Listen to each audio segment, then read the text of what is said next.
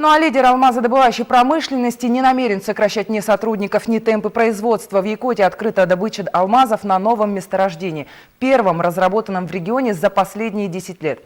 Запасы кимберлитовой трубки Батуобинского горно-обогатительного комбината свыше 90 миллионов карат. И, как говорят эксперты, качество кристаллов очень высокое. Подробнее в специальном репортаже Дмитрия Макарова.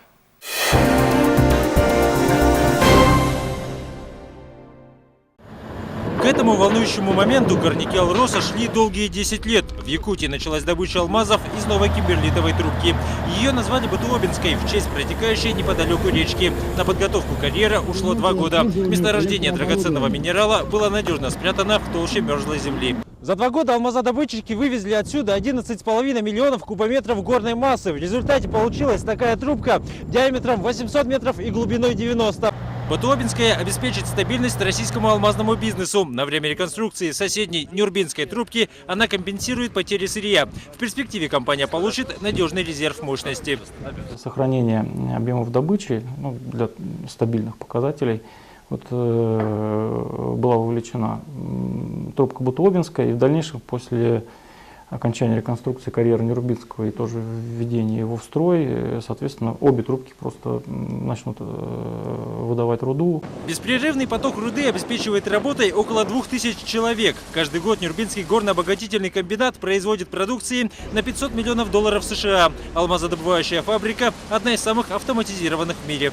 Полностью фабрика автоматизирована, полностью везде продублирована, через диспетчер управление все компьютеризировано. Можно как в локале, так и полностью в автомате. Накынское рудное поле включает в себя сразу 3 кимберлитовые трубки. Первоначально ученые выдвинули версию. Все они произошли от одного вулканического взрыва. Сейчас геологи доказывают обратное. Лабораторные испытания показали разные источники появления углеродов. Впрочем, на разработку карьеров это никак не влияет. Месторождение вообще классическое, ковенное. Я работал до этого на карьере «Мир», который, в общем-то, достаточно похож на этот карьер. Добывать алмазы открытым способом во всемирно известном карьере «Мир» перестали в июне 2001 года. Возить самосвалами руду с глубины 525 метров небезопасно и нерентабельно. С тех пор Алроса постигает нижние горизонты.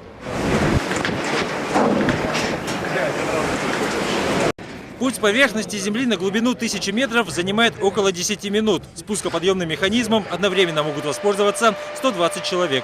Мы находимся в самом массиве руды. Вот рудное тело, то есть руда.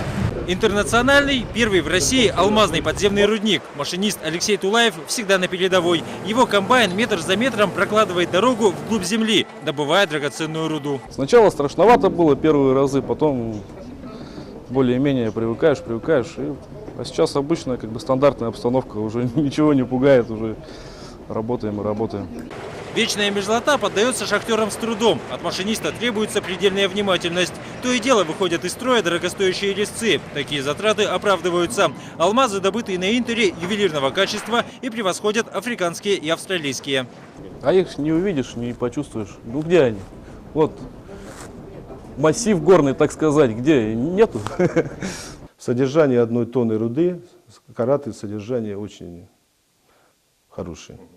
Высокое, то есть высокое, да. Выше, чем на остальных предприятиях. Алмазов не видать и в открытом карьере. В кузове каждого 100-тонного самосвала около стакана драгоценных камней. Такое содержание считается высоким и позволяет рентабельно работать. Здесь имеем товар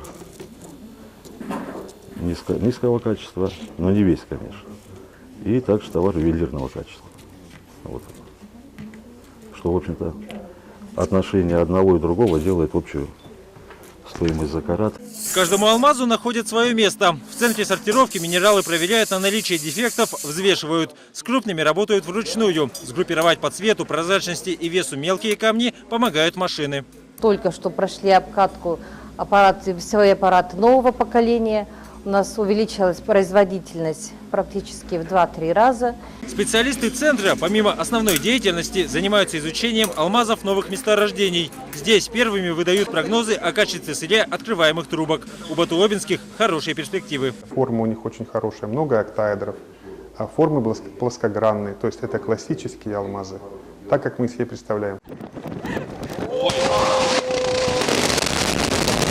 Заряды тротила – самый дешевый и быстрый способ проникнуть в толщу вечной мерзлоты. Только в этом году отсюда вывезут 230 тысяч тонн руды, из которой добудут около 1 миллиона карат алмазов. В перспективе цифры удвоятся. Перспективы всегда хорошие, когда молодое предприятие. Это всегда развитие, это новые рабочие места, это уверенность в будущем.